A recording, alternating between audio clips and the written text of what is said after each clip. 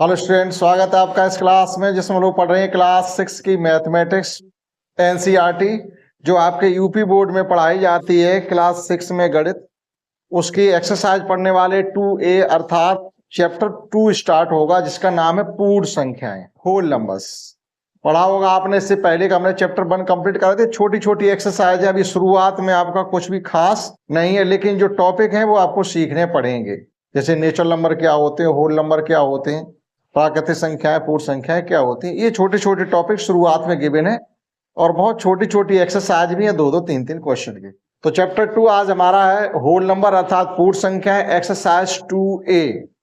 केवल इसमें आप सीखेंगे क्रमागत संख्याएं क्या होती हैं और पूर्ण संख्याएं क्या होती है। बस क्रमागत का मतलब होता है क्रम धन आगत, अर्थात जो आपके बाद आए। जैसे 1 के बाद कौन आता है 2, 2 के बाद कौन आता है 3, 3 के बाद कौन आता है 4। तो ये क्रमागत संख्या हो गई। कोई क्रमागत 3 संख्याओं की बात आपसे की जाए तो जैसे एक संख्या आपकी 3 है तो दूसरी 4 होगी और तीसरी 5 होगी, ये क्रमागत संख्याएं हैं। लेकिन जब आप जनरल फॉर्म में लेट करेंगे तो किसी एक अननोन नंबर को लेट करके चलेंगे। अगर एक संख्या आपकी मालूम नहीं हमको, जनरल फॉर्म में हमारी एक संख्या क्रमागत अगर x है तो दूसरी होगी x+1 और तीसरी होगी आपकी x+2। इसी में जब हमने 1 एडिशन किया तो 4 आया, फिर इसमें 2 एडिशन करेंगे तभी तो 5 आया। तो इस प्रकार से आप कंसीडर भी करेंगे, मान के भी संख्याएं निकाल सकते हैं। पूर्ण संख्याओं के लिए आपने क्या पढ़ा, आपने प्राकृतिक संख्याएं पढ़ी है, 1 2 3 4, इस प्रकार से आपने प्राकृतिक संख्याएं पढ़ी है। तो पूर्ण संख्या या होल नंबर के लिए कुछ भी नया नहीं है, केवल आप इनसे पहले 0 को और एडिशन कर दो, ये आपकी पूर्ण संख्या होगी। वहां आपने सीखा था सबसे छोटी प्राकृतिक संख्या क्या होती है तो 1, यहां आप सीखेंगे सबसे छोटी पूर्ण संख्या क्या होती है तो 0। बस इतना होता। शुरू करते हैं एक्सरसाइज 2A के फर्स्ट क्वेश्चन, सबसे छोटी पूर्ण संख्या बताइए। तो क्वेश्चन फर्स्ट इसमें सबसे छोटी पूर्ण संख्या आपकी 0 है, आंसर हो गया। आप लिखेंगे सबसे छोटी पूर्ण संख्या 0। क्वेश्चन 2 में हमसे कहा जा रहा है संख्या रेखा पर निम्नलिखित बिंदुओं को प्रदर्शित करना। तो आप क्या बनाएंगे, एक संख्या रेखा बनाएंगे जो कि आप बनाना जानते हैं। इस प्रकार से अगर आपके सभी नंबर पॉजिटिव ही है तो नेगेटिव नंबर इधर ले लें, यानी इधर हमें कुछ लिखना नहीं है तो इधर ज्यादा लिखना है। संख्याएं कौन कौन सी लिखनी है हमें, 1 से लेकर के 5 तक। तो ये आपका 1 2 3 4 5, 0 1 1 2 3 4 5, ये संख्या रेखा पर आपके नंबर शो हो गए। बस इतना करना था। आप चाहो थोड़ा बहुत इधर नंबर शो कर दो, -1 -2 होगा, लेकिन वो हमें नहीं बता रहे थे, हमें केवल ये नंबर ही शो करने हैं, 0 1 2 3 और 4, ये संख्या रेखा पर नंबर शो हो गए। बस क्वेश्चन 3 में हमसे क्या कहा गया, मात्र 5 मिनट की एक्सरसाइज है। 3 क्रमागत पूर्ण संख्याओं में पहली और तीसरी संख्या का योगफल 28 है, तो वे संख्याएं आपको बतानी है। 3 क्रमागत पूर्ण संख्या, तो देखिएगा क्वेश्चन 3 में माना 3 क्रमागत पूर्ण संख्याएं। 3 क्रमागत पूर्ण संख्या आप कौन कौन सी मानोगे, अगर आपने एक x मानी तो अगली मानोगे x+1 और अगली मानोगे आप x+2।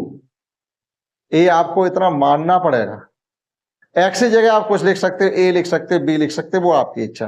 अब ये कह रहे पहली क्रमागत पूर्ण संख्या में 3 क्रमागत पूर्ण संख्या में पहली और तीसरी का योगफल 28 है। आप किताब रखेंगे अपने पास, पहली और तीसरी का योगफल 28। अब आप लिखेंगे यहाँ पर प्रश्नानुसार।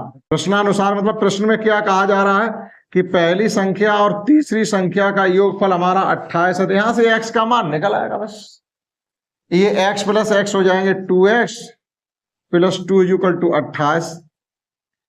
2x = 28 में से आप ये 2 जुड़ रहे उधर जाके घट जाएंगे, तो 2x = आपका आ जाएगा 28 में से 2 खर्च करोगे 26 बचेंगे। 2 का गुणा हो रहा है तो आप 26 में जब 2 का भाग देंगे तो कितना आना चाहिए, भाग तो आना आता होगा देना 13। x का मान हमने निकाल लिया।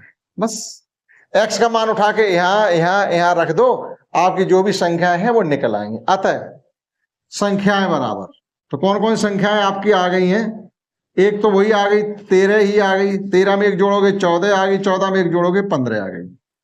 अब आप देखिएगा पहली और तीसरी का योगफल 28 आ रहा, आंसर हमारा सही है। अब देखिएगा क्वेश्चन चौथे में हमसे क्या कहा गया है, चौथा समझिएगा। क्वेश्चन 4 में हमसे कहा गया है 3 क्रमागत पूर्ण संख्याओं में मध्य की संख्या 39 है। फिर उन्होंने वही कह दिया, फिर ही आप ये मानिएगा क्वेश्चन 4 में माना 3 क्रमागत पूर्ण संख्याएं, तो वही संख्याएं आप मान लीजिएगा x x+1 और x+2। ये 3 संख्या होंगी, अपनी तरफ से आपको कंसीडर करनी पड़ेंगी, माननी पड़ेगी। अब ये कह रहे हैं कि इसमें मध्य की संख्या 39 है, तो मध्य की संख्या हमारी ये है x+1, इसकी कंपेयरिंग कर देंगे आप 39 से, तो आप लिखेंगे प्रश्नानुसार x+1 = 39 दिया गया है, तो x = कितना हो जाएगा, एक इधर जुड़ रहा है तो 39 तो 39 में से एक घटाएंगे तो x = आपका 38 आ गया।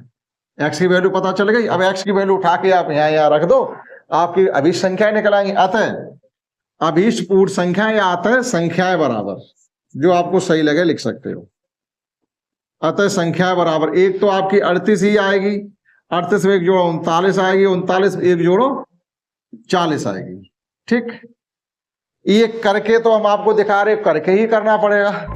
जब आपसे मौखिक करने के लिए कहा जाए तो क्या करेंगे, कोई कॉपी पेन की जरूरत नहीं। जब ये 39 है इसका मतलब ये 40 और ये 38 है, क्योंकि क्रमागत ही तो है, तो मौखिक भी आप कर सकते हैं। लास्ट क्वेश्चन इसका है कि प्राकृतिक संख्याओं के समूह में किस संख्या को और जोड़ दिया जाए। हमारे पास प्राकृतिक संख्याओं का समूह ये है 1 2 3 4 5, ये प्राकृतिक संख्याओं का समूह है।